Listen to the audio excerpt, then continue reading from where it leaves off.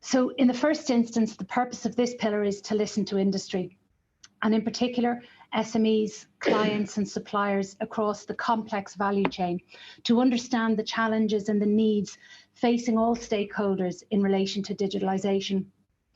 Obtaining input from a multitude of perspectives will provide us with a baseline of current levels of digital maturity and help ascertain those challenges and constraints being experienced. It's only then can we fully understand the problem and, prior to working with and for our stakeholders, develop practical and innovative solutions and supports required. But we will also identify the drivers, opportunities and return on digitalisation by those at a more advanced stage in the journey, and we intend to use this insight to provide evidence-based information and support to those at an earlier stage in the journey. In addition, we'll also examine drivers and constraints of digital adoption at an international level and use this international intelligence to inform and support initiatives within this pillar to accelerate the pace of change at a domestic level.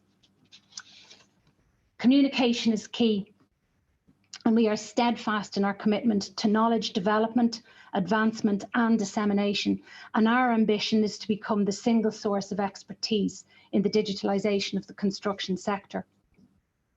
It's critically important to us that knowledge, resources and all supports developed are easily accessible to all, and we will continually reinforce the proven benefits of a digitised construction and built environment sector, including productivity improvement, cost efficiency, sustainability and opportunities throughout the circular economy, in addition to attracting and retaining a suitably qualified labour force.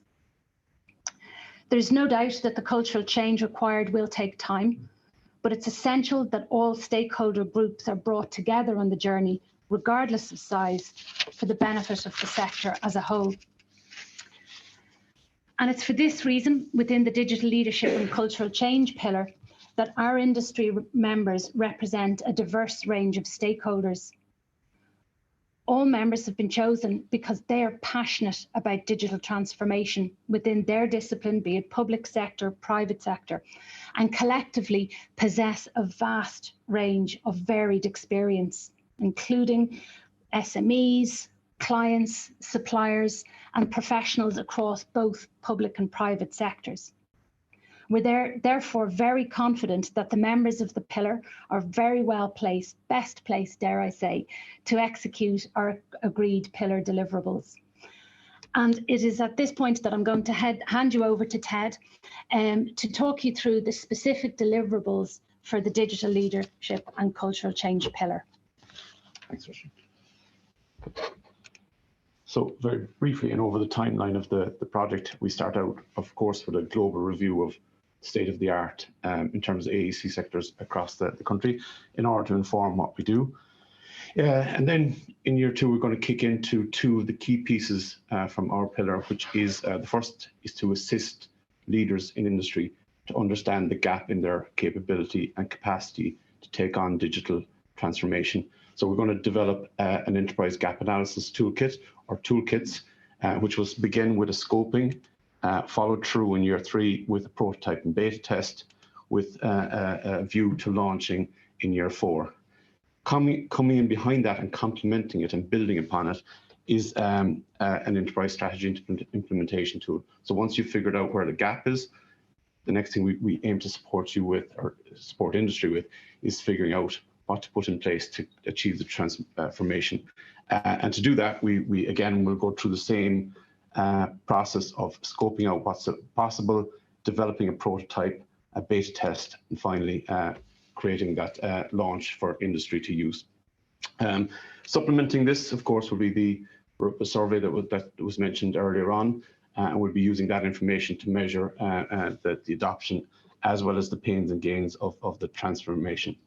The methodologies we'll choose will be around three key areas: research, workshops, and in terms of focus on the toolkit development. Research will use leading methods and methodologies and well-established methodologies to obtain the best information in order to inform what we do.